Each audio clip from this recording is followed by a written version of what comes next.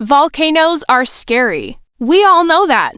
But there's something even scarier than volcanoes, and that is a sleeping volcano that suddenly wakes up. If you thought that was impossible, just think again. Scientists have recently discovered over 300 new calderas across North America that were previously unknown. And if that wasn't enough, they also found that some of these calderas might still be active, meaning that at any moment one of them could erupt and cause widespread destruction. So let's take a closer look at these hidden giants and find out what they are and why scientists believe that some of them may still be active. Calderas are large volcanic depressions that form when a magma chamber gets emptied out during an eruption. In other words, they are the scars left behind by ancient volcanic eruptions. Scientists use the term caldera to describe any large crater that is deeper than it is wide. The difference between a crater and a caldera is how they're formed. A crater is formed by an explosion or impact from something like a meteor, while a caldera is formed by the collapse of a magma chamber after a volcanic eruption. In general, calderas are pretty rare geological features.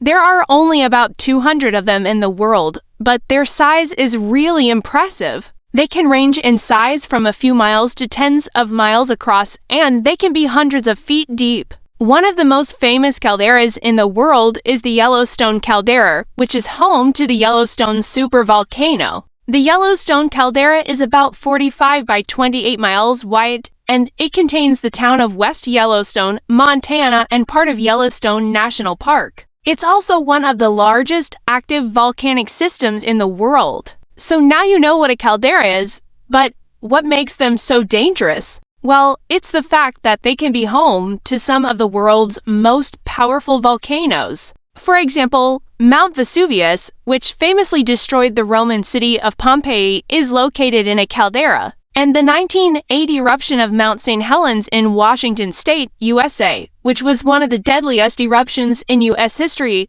also occurred in a caldera. But you might be wondering, if calderas are so dangerous, why don't we just avoid living near them? Well, it's not always easy to do that.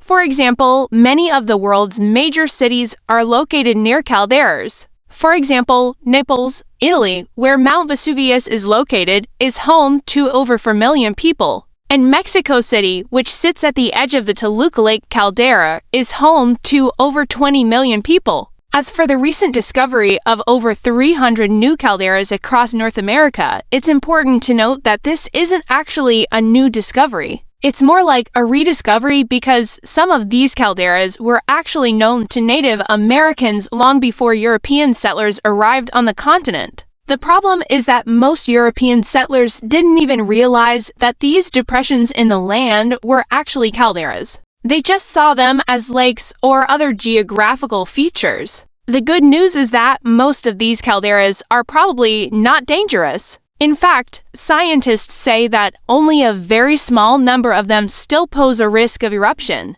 That's because most calderas eventually become dormant, meaning they won't erupt for thousands of years. In some cases, however, dormant calderas can become active again, and that's what's worrying scientists. Take, for example, the Long Valley Caldera in California. This caldera is about 10 by 15 miles wide, and it hasn't erupted in over 600,000 years. However, in recent years, scientists have noticed that it has started to show signs of activity. For example, there have been increased levels of seismic activity in the area, and the ground has started to bulge up in some places. This has led some scientists to believe that the Long Valley Caldera could be due for another eruption. And if it does erupt, it could be a major disaster. The last thing you want is a volcano to erupt near a densely populated area. Long Valley isn't the only caldera that has shown signs of waking up. The Yellowstone supervolcano has also been showing signs of unrest in recent years. In 2018, for example, scientists recorded over 2,000 earthquakes in the area in just a few months.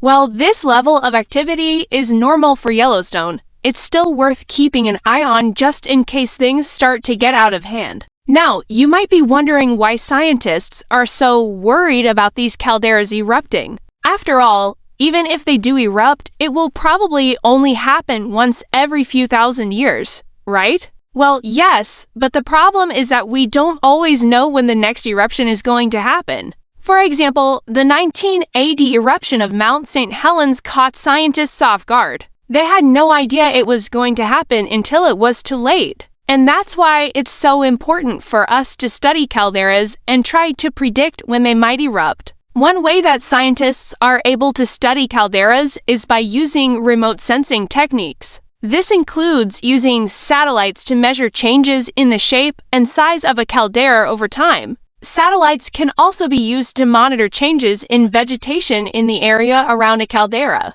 This can give scientists an early warning sign that an eruption is imminent because changes in vegetation can indicate changes in the amount of volcanic gases being released from the caldera. Another technique that scientists use is called geodetic monitoring. This involves using instruments like GPS and lasers to measure changes in the shape of the Earth's surface around a caldera. This can help scientists identify areas where the ground is bulging up, which could be a sign that magma is moving beneath the surface. Finally, scientists also use seismic monitoring to study calderas. By recording the strength and timing of earthquakes that occur in the area, scientists can identify areas where magma is moving beneath the surface. Earthquakes can also be a sign that an eruption is imminent. All of these techniques are constantly being improved, which means that soon we might be able to accurately predict when a caldera is going to erupt. And that's important because it could save a lot of lives.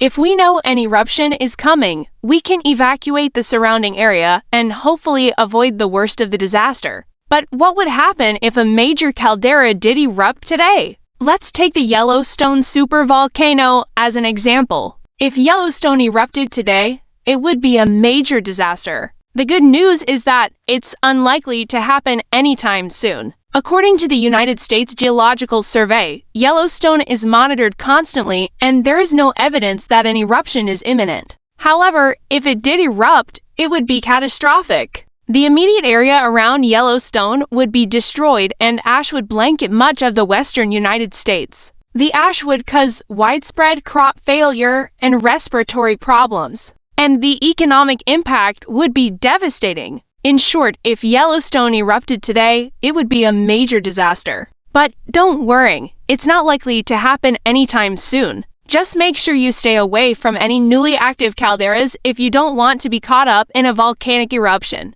There are over 300 calderas across North America that were previously unknown to science. While most of these calderas are probably not dangerous, some of them could still be active. And if that's the case, it could lead to catastrophic damage. Fortunately, scientists are working hard to study calderas and predict when they might erupt. Hopefully, that will help to keep everyone safe. Thanks for watching. If you enjoyed this video, please hit the like button and subscribe for more content. Also, check out our other videos about volcanoes and other natural disasters. We have a whole playlist dedicated to each type of natural disaster. You can also follow us on social media to learn more about volcanoes and other natural phenomena.